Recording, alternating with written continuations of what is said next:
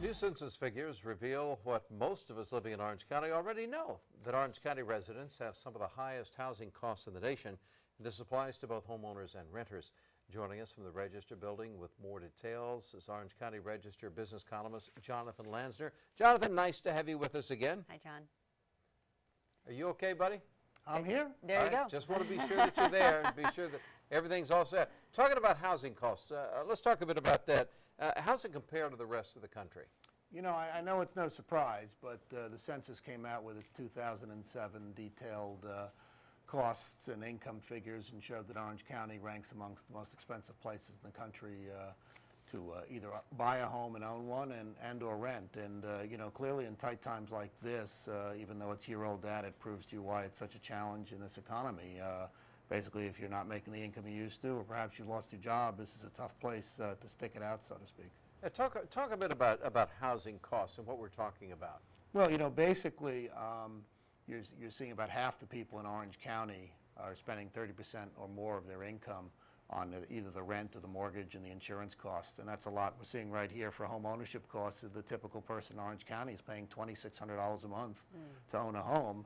You look nationwide, it's $1,400 bucks. That's $1,200 a month in your pocket, and people and the incomes here, even though they're high and above average, don't make up the difference. And that's why you're seeing, you know, Orange County, I think, ranks 46th, if I recall, of all the counties in the United States for that distinguished high cost, and that's like the equivalent of Maui, give expense, and you know how expensive it is in Maui. Yeah. So.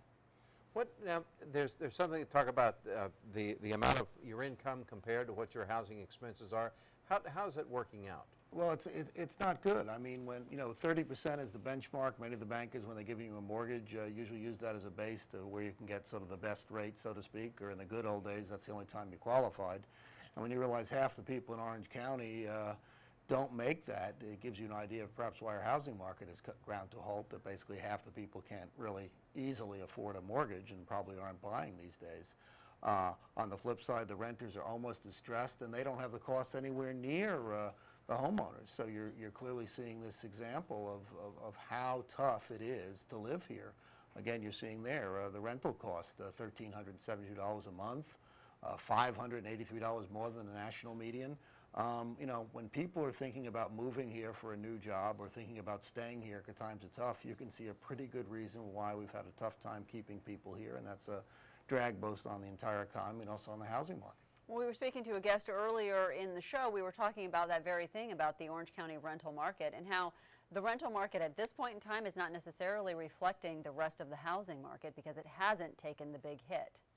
That's not yet, but you know, the landlords used to be getting 4 or 5% a year rent hikes every year in a pretty full complex, and now they're having some empty apartments. And I know the experts we're talking to saying rent hikes this year may be slim, and next year probably none. So they're starting to feel the pain.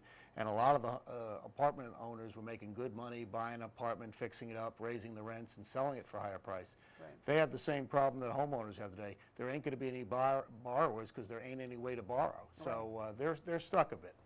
How long does this, using your crystal ball, you're always good at looking ahead, how long do you think this is going to be going on? Gosh, you asked me the tough question. I'd probably be better off answering how far the Angels might go in the playoffs. Oh, no, come on. Let's hear it. I think, you know, this is going to be 2010, 2011. Obviously, a lot of things in Washington have to happen. We've got to get some good breaks and at some point turn around the psychology that people are sitting here going, the last thing I want to do is buy a house. Yeah. Jonathan, thank you very much. Always a pleasure. The Angels will go all the way. I hope so. That's our prediction here on Real Orange. Thanks, John.